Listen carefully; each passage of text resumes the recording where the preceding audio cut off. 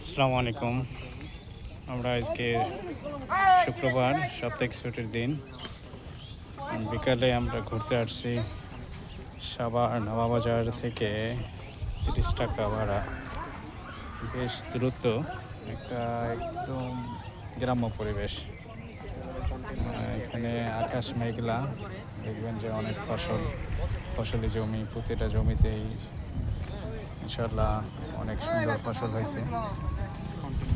সেই সাথে অনেক লোক এখানে ঘুরতে আসে, খুব ভালো লাগলো। আপনারা যারা সময় পাবেন অবসর সময় ঘুরতে আসলে এই ধরনের পরিবেশে আপনারা ঘুরতে আসেন, অনেক ভালো লাগবে। একদম গ্রামের একটা সুন্দর